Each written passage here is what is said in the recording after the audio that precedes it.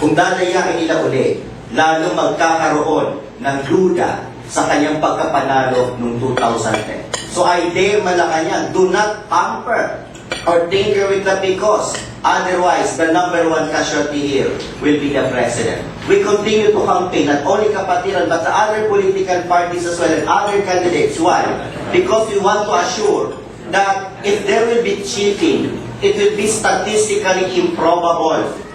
No? At kapag nakita ng taong bayan ng garapalan sa tuwing dadaang na ito, na sila ay nandaraya, walang pinagkaiba sa nakalipas sa administrasyon, Noynoy will not be able to live it down. Kung si Gloria ngayon, napaka-negative ng kanyang reputation dahil sa perception na nandaya siya ng 2004. Gawin ni Noynoy yan. At mas masahol pa ang kasasadlakan niya kay Gloria Macapagal Arroyo. The people will not tolerate cheating anymore. And I am warning Malacanang not to push through with it. Kayong kampanya nila na 12-0, that is sheer intolerance, that is sheer undemocratic. No? Imposible mangyari yan. Kagaya nga, kahit si Chairman Sixo Brillante sinabi, pangarap na lang yung 12-0 na yan.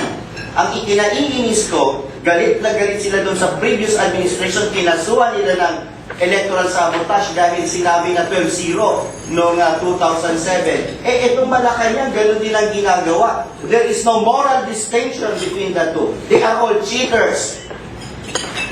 Yun na nga po isa sa mga kaso ng dating administrasyon ay nagsabi ng 12-0. Ngayon sila nagsabi, exempted po ba sila? Katulad din yung nakaraan linggo na sinabi na yung midnight appointment at nagpapasurat ng impeach kay Corona. Sabi ko ng mga trumpet, sinara niya, yung kanilang mga propeta ron. Exempted daw si President Aquino. Do you agree with this? Ito po ang problema ngayon dito sa sinasabing tuwid na daan. Ito pong tuwid na daan is actually a very hypocritical administration. I have not seen a government as hypocritical as the Noynoy administration. Magandang sabihin na tuwid na daan, nalaban ka sa katiwalian. Pero ikaw mismo, kung ikaw ay tiwali, at wala kang ginagawa para baguhin yan, that is sheer hypocrisy. Huwag na tayo magkunyari pa, magpaimbabaw na malinis tayo, ganun din naman tayo. This government is guilty of double standard. No? Kapag kalaban sa politika, hindi pwede. Pero kapag sila, everybody happy, okay lang. Tingnan ho ninyo, yung executive order ni Noynoy na pinagbabawalan yung mga GOCCs to award perks unto themselves. No? Nilabag ng PCSO under Chairman Margie Wico, no? Na tuta ng nanay niya, nung ni Cory Aquino. Nung na-find out ng COA, at dinisalaw, pinapasoli yung pera. Anong sabi ng Malacanang? Ay, wag muna, imbestigahan natin. Sino mag-iimbestiga? Di ba COA, ang constitutional body that will investigate on unconscionable usage of public funds? Tapos sasabihin ng Malacanang, imbestigahan. Pero kapag mga kalaban sa politika, kulong ka muna. No? So talaga yun ang nakakalungkot. I put Noynoy in a high standard because I voted for him. Because I believe in his promises in 2010. Like the passage of the Freedom of Information Bill, asa na. No? Kaya po ako nanggagalit sa galit because I don't want to be fooled like the rest of the Filipino nation, pinangakuan, but all these promises are empty. I want him to be accountable for all these promises. Alam nyo, palalabigyan muna natin ang puso ni Tony Llasos at pagpapayin ni JC. Hindi naman kailangan i-reduce sa tao ito. No? Kilala natin lahat, lalo na yung mga taga-kaman. May tanong ka kanino? Teka muna, hindi pa sasalita, may tanong pa rin. Okay. Okay. Sige. Tatanong ko lang sir dito sa kay Marvel Llasos. Sir, alam kung sakaling kayo papalari na maging senador, alam na natin yung pinagkalaban yung political dynasties, kung di ako nagkakamali, dalawa lang kung para sa pamagitan ng legislation saka yung illicit na matanggal Sa PBC siguro may pag-asa doon sa ating mga kami. Pero sa legislation, alam natin na halos majority doon sa mga mababatas sa lower at upper house, political dynasty. So paano natin masasabing matitiyak na talagang totally mawalan itong political dynasty kung sakaling kayo po ay papalaran? Paano natin makumbinsi doon sa mga kasamahan nyo rin mga babatas na mabuwag ngayon na ipasa yung panukalang batas ngayon? Alam mo, we have to start somewhere. I-set aside na muna natin yung plebiscite o yung referendum law, yung people's initiative. Doon na lang sa legislation.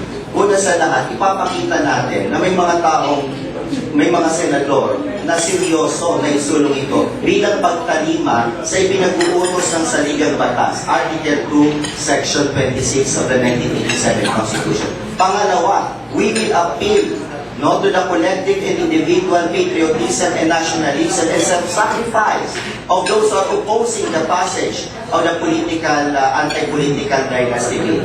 Pangatlo, the function of the Senate and also of the House bilang mga legislators. Kasama diyan yung tinatawag na education, no?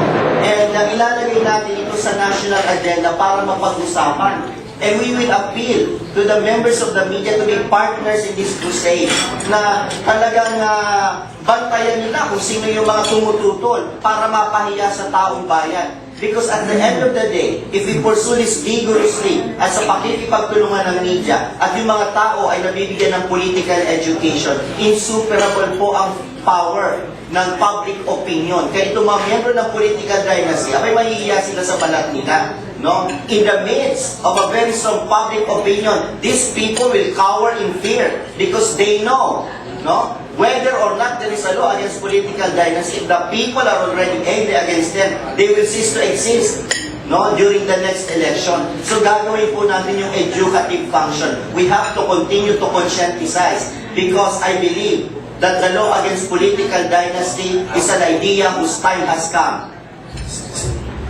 Natatagan pa lang po sinabi ni Marlon. For your information po, there was an Inquirer Forum, first of a series, last week, in which 7 incumbents participated in that forum. Well, strangely, all seven incumbents, no, committed to pass the law. These 7 didn't even talk about it in the past. Yung enact sa political dynasty bill na ang dami-dami na itong bill. But they all committed to pass the law. The time has come. At ang Kapatiran Party ko, 2010, sa pamamagitan ng experiences ko as a presidential candidate, hindi pa mo right issue lang eh. But we were very clear and consistent with the issue. Tapos si Glenn Angeles po, our general candidate, pati na po si Johnny Chance, Quezon City. We are so vocal against political dynasty. Kailangan mo yan. Sige, iwan ko na yung open. Isang magandang umaga po sa inyo. Yung political dynasty po, maski naman po sa magandang pakaralan sa isang Institute of Management, sinasabi nila, ito raw yung talagang pinakagrabing pamamahala sa bayan. Pati na rin naman sa Germany, yung isang institution, isang foundation doon, sinasabi na walang idudulot maski sa dito sa dako ng sumama sa kanila. Pero ito pong Axis Party List, ito po ang aking sinamahan sapagkat ito po ay tumutugma doon naman po sa aking panindigan, aking po advokasya